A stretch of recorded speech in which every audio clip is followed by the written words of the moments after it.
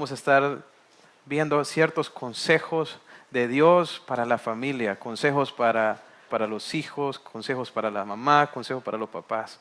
Y antes de entrar en el estudio, quisiera que me pudieran acompañar en oración para que el Señor pueda hablarnos el día de hoy. Padre Celestial, te doy gracias por tu palabra, porque nos hayamos congregado el día de hoy para estudiarla. Ruego que nuestros corazones puedan ser animados, vivificados, desafiados por tu palabra. Oro que nuestros pensamientos puedan ser renovados y nuestras vidas cambiadas. Padre, tú quieres que la familia te glorifique. Tú creaste esa institución con ese propósito.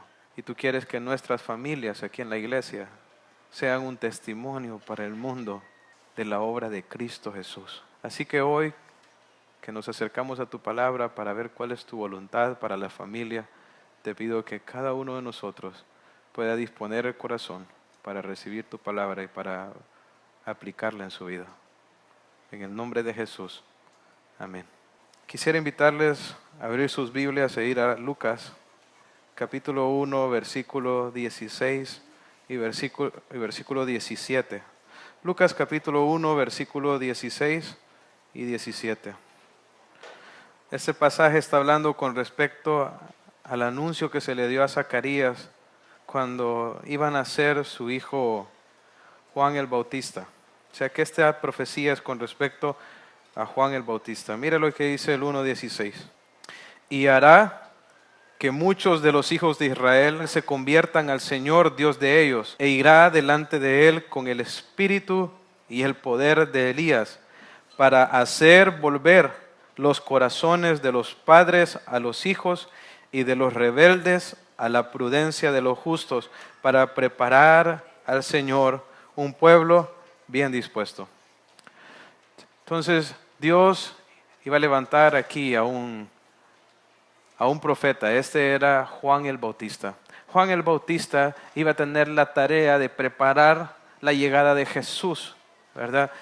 Él iba a preparar, dice aquí, un pueblo dispuesto, ¿verdad? Un pueblo que estuviera listo para recibir al Mesías. Entonces, el ministerio de Juan el Bautista tenía que ver con un ministerio de arrepentimiento. Dice aquí en el versículo 16, Él hará que muchos de los hijos de Israel se conviertan ¿a quién?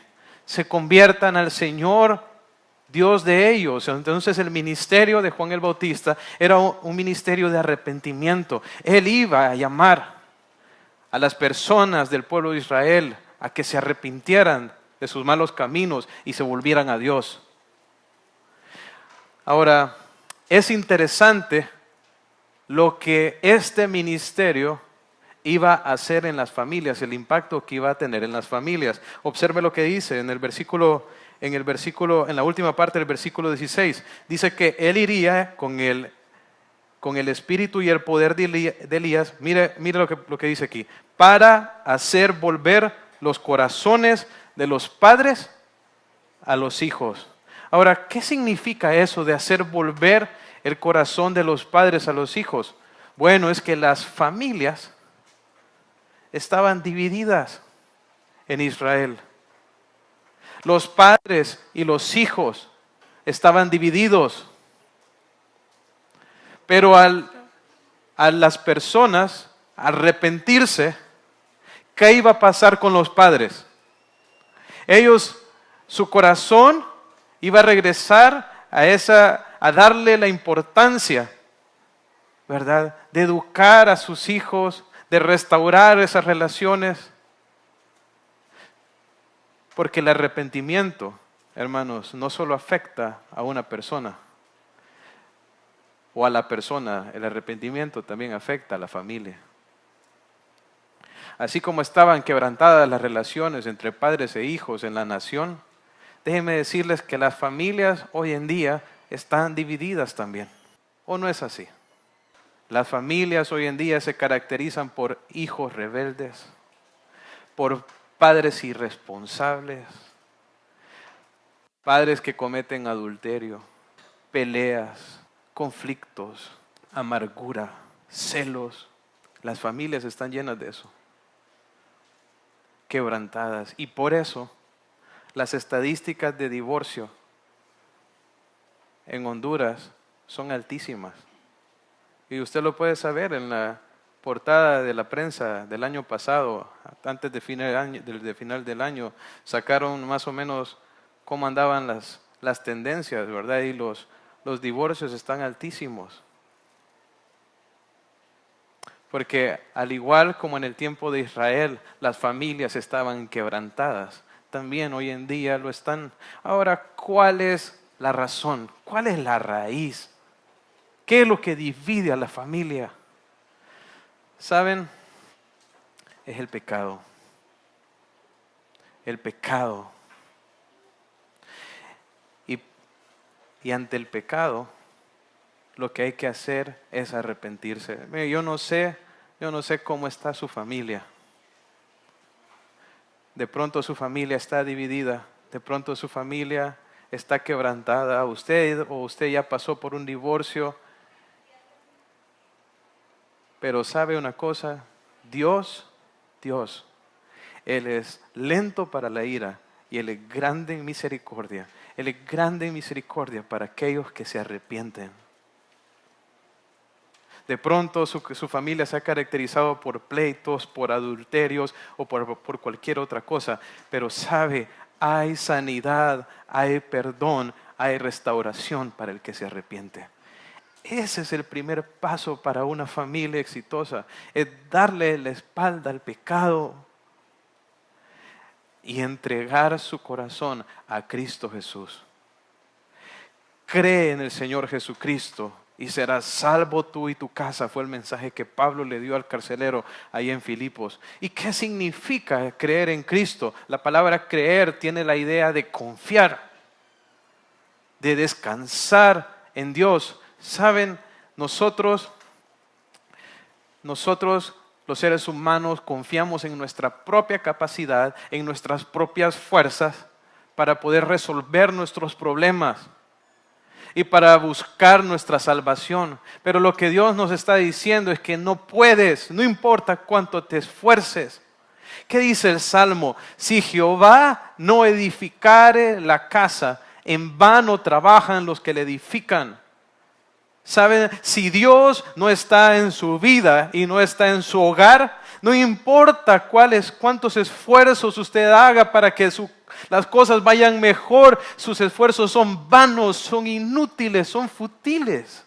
Porque solo una familia que está rendida a los pies de Cristo puede experimentar la paz y el gozo verdadero. Entonces, creer en Cristo significa que yo dejo de lado mis esfuerzos y empiezo a confiar completamente en Dios y su obra.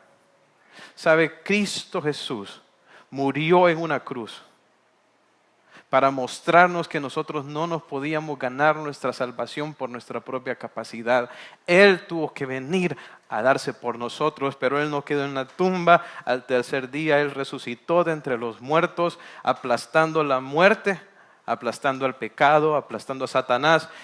Y ahora nosotros, al confiar en la obra de Cristo, podemos tener perdón de pecados y una vida nueva, transformada por el poder de Dios. Pero ¿sabe? Nosotros tenemos que humillarnos. Tenemos que ser como aquel ciego Bartimeo que estaba en las afueras de Jericó. ¿Sabe qué dijo él cuando escuchó a Jesús que iba pasando por ahí? Él dijo: Jesús, hijo de David, ten misericordia de mí. Él sabía que él no podía abrirse los ojos por su propia cuenta. Había vivido ciego. Pero él sabía que la única esperanza que él tenía era en ese hombre que estaba pasando por ahí, que era Jesús. Y hoy en día Jesús es la única esperanza para nuestras vidas y para nuestras familias, hermanos. Y tenemos que invocar su nombre como lo hizo aquel hombre. Todo el que invocar el nombre del Señor será salvo. Y si su familia está quebrantada, su vida está quebrantada, clame a Dios, pídale, invoque su nombre. Porque Él está listo para perdonar al que se arrepiente y le entrega su corazón a su Hijo Jesús. Así que ríndale su corazón a Cristo, no lo resista, pídale que por favor venga y le perdone. ¿Saben? Ese es el primer paso para tener una familia exitosa. Segundo, una vez que nosotros decidimos rendir nuestro corazón a Cristo, nosotros necesitamos cultivar esa relación con Cristo para que nuestra vida dé fruto, para que en nuestra vida sea transformada. Entonces, ¿cómo cultivamos esa relación con Cristo? Vamos a ir a Juan capítulo 15. Juan capítulo 15, versículo 5.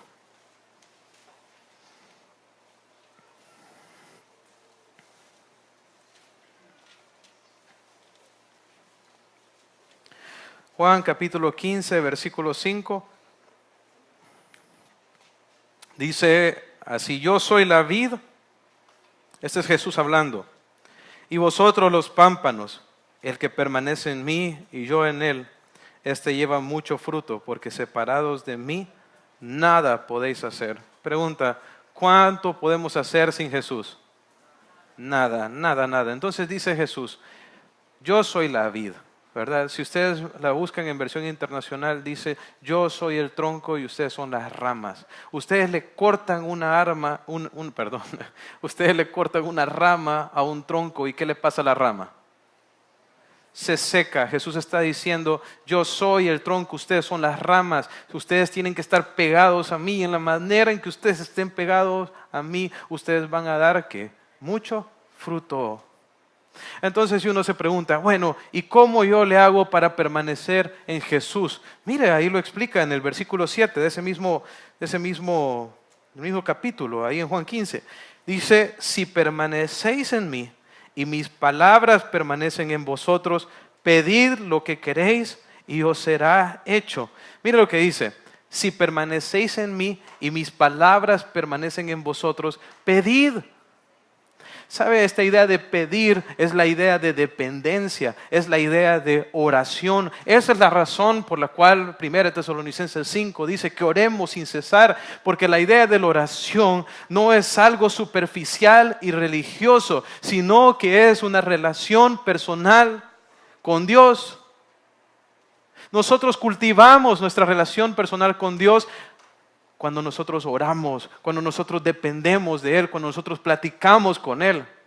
Ahora, esa es la manera en que nosotros permanecemos en Él. Ahora, ¿cómo permanece Él en nosotros? Dice: y mis palabras permanecen en vosotros. ¿Saben? Cuando nosotros leemos la Escritura, la palabra de Dios, la memorizamos, la guardamos en nuestro corazón, la meditamos, entonces Cristo está morando en nosotros. Él mora en nosotros a través de su palabra. Por lo tanto, la oración, como la parte del tiempo en la palabra, es indispensable en nuestra vida cristiana. Ahora, si ustedes se fijan aquí, Jesús no está hablando en singular. Él no dice: si tú permaneces individualmente. Dice: si permanecéis. Porque ¿saben? La vida cristiana, la vida de discipulado fue hecha para hacerse en comunidad. No dejando de congregarse como algunos tienen por costumbre, dice Hebreos.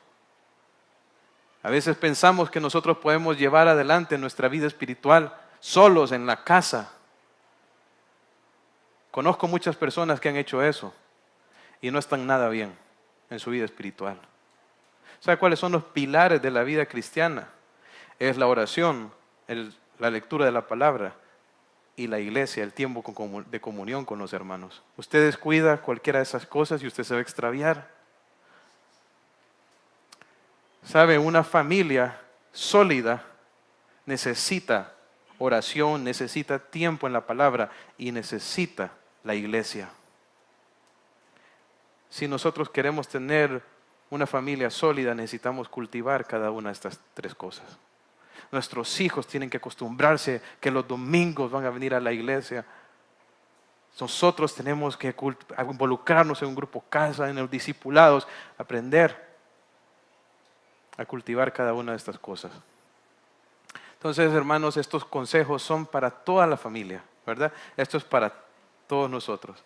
Ahora vamos a enfocarnos en las mamás y luego vamos a hablar de los papás, ¿ok? Vamos a hablar de cómo quiere Dios que sea el carácter de la mujer cristiana. Entonces, vamos a ir a Primera de Pedro. Primera de Pedro, capítulo 3, versículo 1. Primera de Pedro 3, versículo 1. Dice: asimismo vosotras, mujeres, estad sujetas a vuestros maridos, para que también los que no creen a la palabra sean ganados sin palabra por la conducta de sus esposas, considerando vuestra conducta casta y respetuosa. Vuestro atavío no sea el externo de peinados ostentosos, de adornos de oro o de vestidos lujosos, sino el interno, el del corazón, en el incorruptible ornato de un espíritu afable y apacible, que es de grande estima delante de Dios.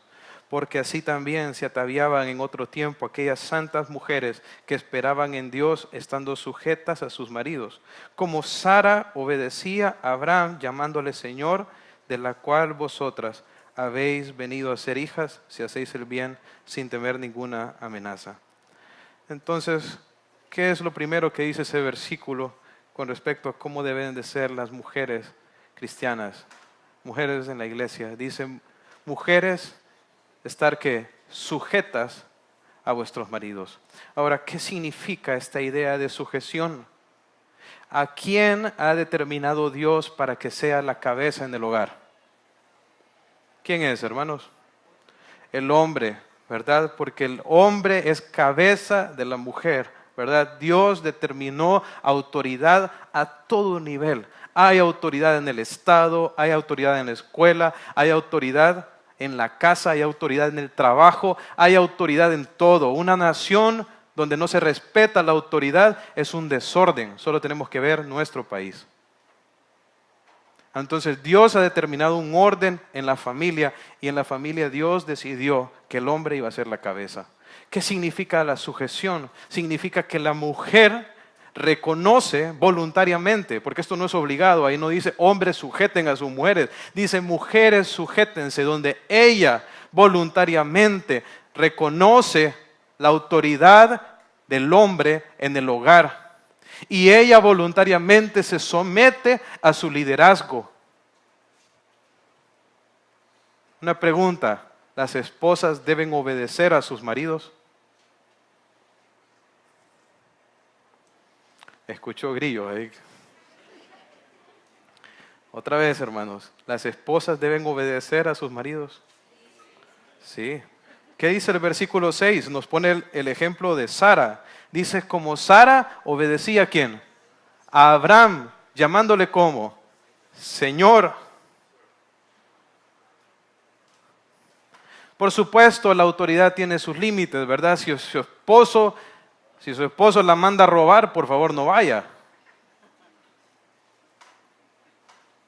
¿Verdad? La autoridad tiene sus límites, que es la obediencia a Dios, ¿verdad? Si mi marido me manda, su marido lo manda a hacer una cosa que va en completa rebeldía a Dios, entonces no lo haga. Pero en todo lo que no sea así, obedezca a su marido. Dice que Dios dice que las mujeres testifiquen al mundo sin palabras, mostrando una conducta casta y respetuosa. ¿Sabe? Ser una mujer sujeta es ser una mujer casta y respetuosa. La palabra casta significa pura.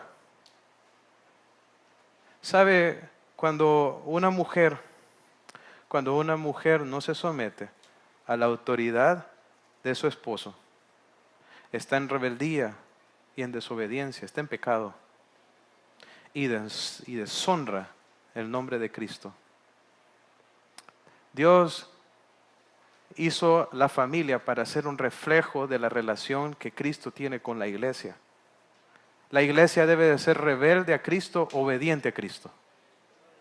Obediente, así deben de ser las esposas también. Ahora, ¿qué más? Nos habla también acerca de cómo debe ser su carácter. Dice, vuestro atavío no sea el externo de peinados ostentosos, de adornos de oro, de vestidos lujosos, sino el interno, el del corazón, en el incorruptible ornato de un espíritu afable y apacible, que es de gran estima a los ojos de Dios. Entonces mire cómo funciona esta parte. Dice aquí que el atavío, o sea, la vestimenta de la mujer, dice, no sea el externo, dice de joyas, dice, y de vestidos lujosos y un atuendo ostentoso. Este pasaje, hermanos, no nos está enseñando que las mujeres tienen que andar andrajosas y descuidadas, sino nos está enseñando dónde está la belleza que Dios valora. El mundo nos ha metido que la belleza que importa es la externa, que por eso usted tiene que andar con la ropa más cara, usted tiene que andar con las joyas más caras, tiene que tener el cuerpo más esbelto y usted va a ser la mujer más guapa. Pero ¿sabe qué es lo que Dios valora en una mujer? Su corazón.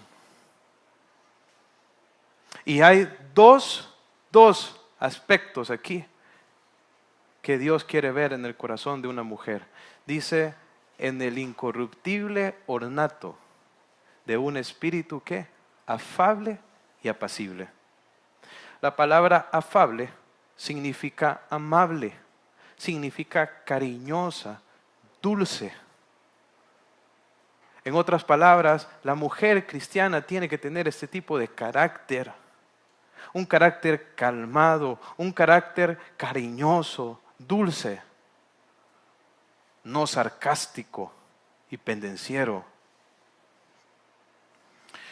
Entonces, de hecho, hermanos, el que una mujer sea alborotada, loca, eso es una característica de la mujer ramera, fíjense. Quiero compartirles un pasaje en Proverbios 7:11. Proverbios 7:11 dice, hablando de la mujer extraña, ¿verdad? La mujer adúltera, dice, alborotadora y rencillosa, sus pies no pueden estar en casa. ¿Cómo es la mujer adúltera? Dice, es alborotadora, es loca y escandalosa y rencillosa. Y esta está relacionada con la segunda característica que nos menciona el versículo de Pedro, porque dice afable y apacible. La palabra apacible significa pacífica. ¿Saben cómo la mujer cristiana debe de ser pacífica? No debe de ser conflictiva, enojada, iracunda, amargada. Debe de ser perdonadora. Debe de ser misericordiosa.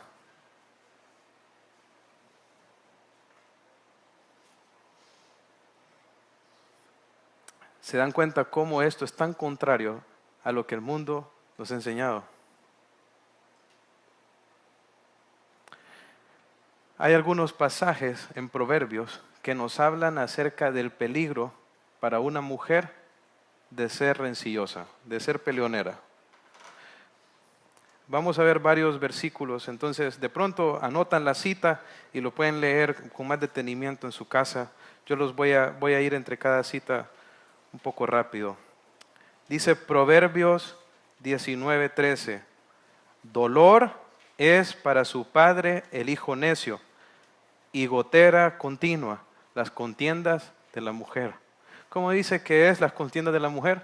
Gotera continua. ¿Sabe usted cómo Carías torturaba a los prisioneros allá en Omoa? ¿No han escuchado la historia?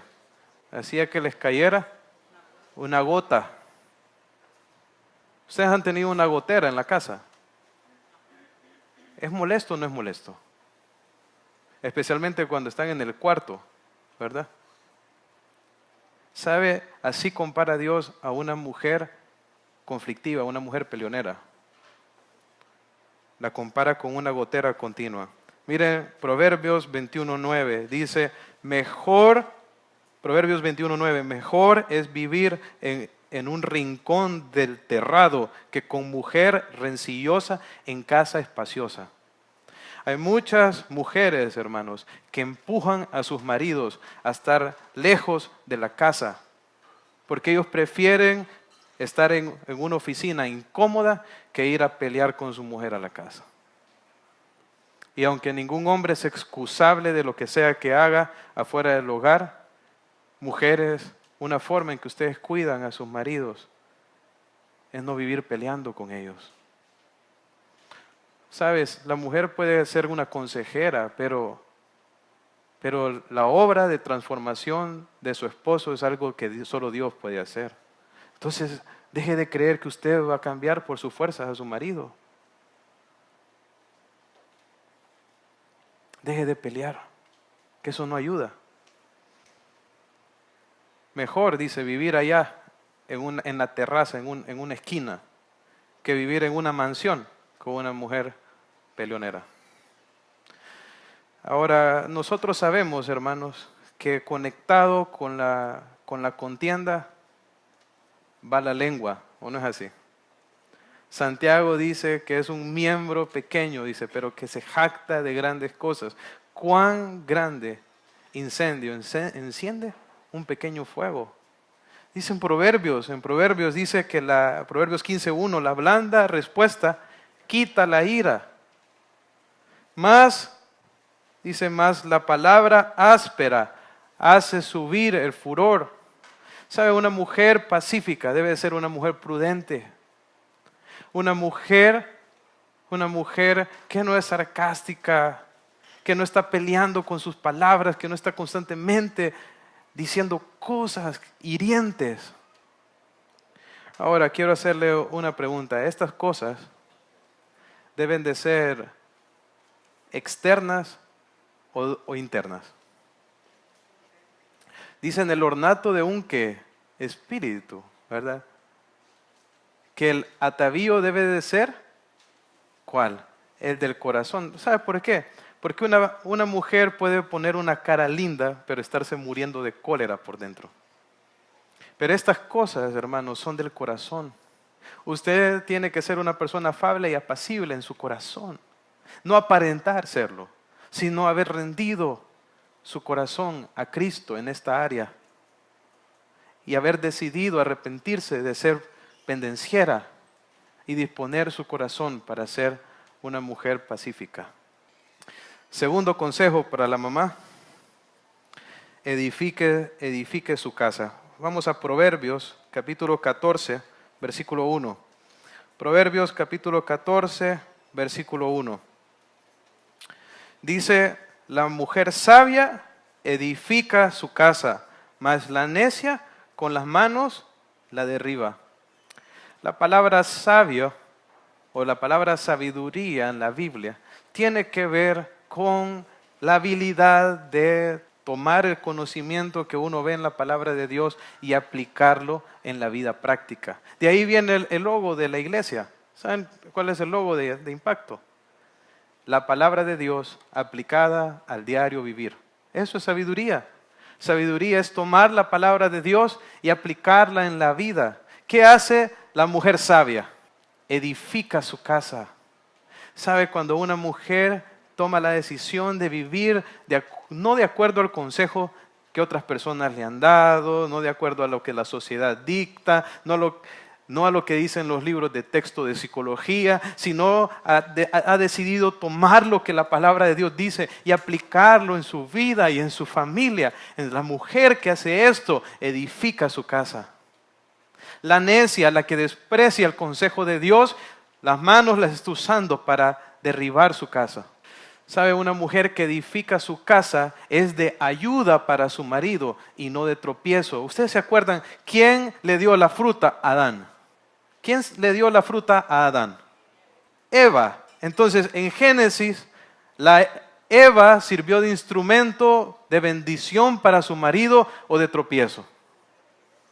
Saben, las esposas deben de estar ahí para ayudar al esposo, para hacerles de bendición, para animarlos a crecer en su relación con Dios, para buscar y amar al Señor. No para desanimarlos ni ser tropiezo para su vida. Ayuda a su esposo. Tercero, instruye a sus hijos. Hay un hombre muy usado por Dios en el Nuevo Testamento que es Timoteo. Timoteo fue un discípulo de Pablo. Quiere tener hijos como Timoteo, que sirvan a Dios, que amen a Dios, que sean hombres íntegros y santos. Instruye a su hijo en la Biblia, en la palabra de Dios. Cuarto, en esta parte, discipline a sus hijos. Y esto es una parte donde creo yo que la psicología ha metido bastante su cuchara, ¿verdad? Y ya muchos no creen en la disciplina física, ¿verdad? Pero quiero mostrarles algunos pasajes en Proverbios, hermano, y recíbalo con humildad, porque esto es para bienestar. Yo creo que la razón por la cual tenemos tantos delincuentes en nuestra sociedad, tanta gente deshonesta, irrespetuosa, es porque los hijos no han aprendido a respetar a sus padres y porque sus padres no se han dado a respetar. Vamos a ver algunos proverbios. Proverbios capítulo 13, versículo 24. Dice, el que detiene el castigo a su hijo aborrece, mas el que lo ama desde temprano lo corrige. El que detiene el castigo, ¿qué hace? Aborrece a su hijo. Hoy nos han dicho, no, si usted ama a su hijo no lo va a disciplinar. Esa es mentira. ¿Sabe? Es más fácil no disciplinarlo porque no tenemos que sobrellevar el impacto emocional que eso implica. Ahora, disciplina, hermanos, es diferente a abuso. Si usted está enojado con su hijo y le da cipote y le da un golpe, eso es abuso. Porque la disciplina se aplica con amor, se aplica habiendo perdonado a su hijo y uno lo está haciendo para corrección, no para venganza. Y la gente lo ha confundido el día de hoy. Pero la disciplina es con amor. Y el padre que no disciplina a su hijo lo aborrece. Ahora, Proverbios 22:15 dice, la necedad está ligada al corazón, en el corazón del muchacho, mas la vara de la corrección la alejará de él. ¿Dónde está pegada la necedad? ¿Ligada a dónde? Al corazón del muchacho. ¿Y qué va a alejar? ¿Qué lo va a alejar? ¿Qué va a alejar esa rebeldía de su corazón? La corrección. ¿Con qué? Con vara. Proverbios 23:13, ahí más adelantito. No rehúses corregir al muchacho, porque si lo castigas con vara, no morirá. ¿Sabe? Hay mucho de esto relacionado con la salvación de los hijos. Cuando uno disciplina a sus hijos, uno está preparando su corazón para que ellos puedan recibir a Dios en su vida. Los hijos deben obedecer a sus padres, pero los padres tienen que disciplinarlos y hacer que les obedezcan. ¿Sabe? Solo como unos consejos, discipline a la primera, no espere decirle a su hijo la tercera vez. Muchos papás terminan dándole con enojo a sus hijos porque ya es la cuarta y no les hacen caso. Entonces ellos se enojan. No me va a decir que cuando ya le desobedecen la tercera vez ya está encendido, tiene calientes las orejas. Pero mire, si usted le dice la primera vez y él no lo obedece y usted lo disciplina, se va a ahorrar todas esas orejas calientes. Discipline rápido y a la primera. Eso es lo que con Allison hacemos con nuestros hijos. Obedezca rápido y a la primera. Ahora, usted de pronto tiene hijos grandes, ya de pronto ya la vara usted sabe que ni les va a doler ni nada. ¿Sabe cómo Dios disciplinó al pueblo de Israel? Muchas veces, trayendo sequía y hambre a la nación. Yo no entiendo cómo muchos padres cuyos hijos claramente manifiestan una actitud de rebeldía contra ellos, siguen recibiendo los beneficios ¿verdad? Les dan carro y el dinero y todo eso. Hermano, cuando el hijo pródigo se halló sin nada, ¿qué hizo? Clamó, ¿verdad? Decidió regresar a su casa. Quítele todo.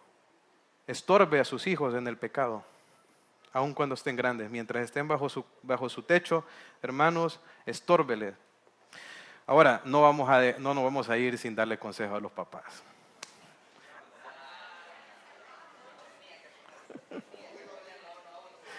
Todo iba bien, dicen. Vamos a entrar a los papás, hermanos. Ok, consejo para papá, primeramente, ame a su esposa. El pastor David hace un mes él estuvo predicando acerca de esto, ¿verdad? Acerca de cómo de amar a la esposa, ¿verdad? En Efesios, ¿cómo se ama a la esposa? En Efesios 5 dice, esposos, amen a sus esposas como Cristo amó a la iglesia y se entregó a sí mismo por ella para santificarla, ¿verdad? Por medio de la palabra. ¿Sabe cómo los hombres aman a sus esposas? Una forma de mostrarlo es edificándolas en la palabra, enseñándoles la palabra, aconsejándoles con la palabra de Dios. Entonces, como esposos, necesitamos la responsabilidad, tenemos que cumplir con la responsabilidad de invertir en la vida espiritual de nuestras esposas, de edificarlas. La otra cosa es, conózcala. Hay un pasaje para esto. Primera de Pedro, capítulo 3, versículo 7. Vosotros, maridos, igualmente, vivid con ellas sabiamente, dando honor a la mujer como a vaso más frágil y como a coherederas de la gracia de la vida, para que vuestras oraciones no tengan estorbo. Entonces dice, maridos, vivid con ellas, que sabiamente. Y la idea aquí de vivir de la palabra sabiamente es la idea de conocimiento. O sea, vivan con ellas con conocimiento, conociéndolas. Saben, muchas esposas se quejan de que sus esposos no las escuchan. No sé si le ha pasado a ustedes en su casa. Y déjenme decirles que es cierto. O sea, muchos de nosotros como esposos estamos metidos en el celular, estamos viendo televisión, estamos con los niños y nuestras esposas están tratando de hablarnos y contarnos cómo está su corazón y no las escuchamos.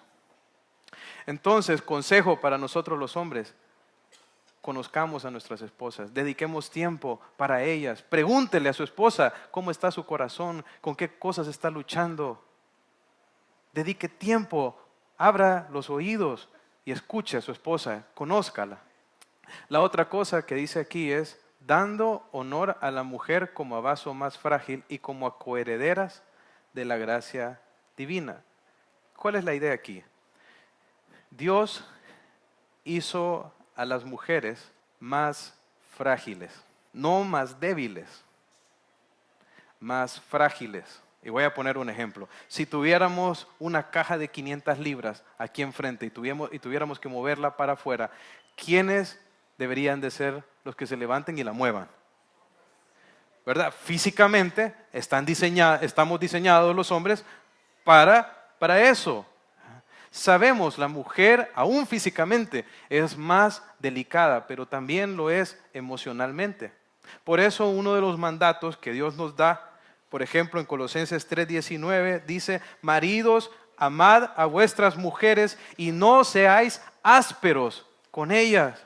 ¿Sabe cuál es nuestro problema en nuestro trato con nuestras esposas? Que nosotros la tratamos como que fuera un compañero de trabajo. Entonces la vemos llorando después y decimos, ¿qué te pasa, mujer? Yo no te dije nada. Pero la verdad es que necesitamos trabajar en nuestro trato. Necesitamos entender que ellas son más frágiles y que por eso necesitamos tratarlas con dulzura, con cariño. No sea, le digo a los hombres, no sea como lija. O dice, no sean ásperos con ellas. Otro punto más y que creo que es muy importante es la parte de la fidelidad. Creo que algo que está trastornando muchas familias hoy es la parte de la inmoralidad sexual. Y como hombres, hermanos, tenemos que ser fieles a nuestras esposas. Hebreos 13:4 dice, honroso sean todos el matrimonio y el hecho sin mancilla.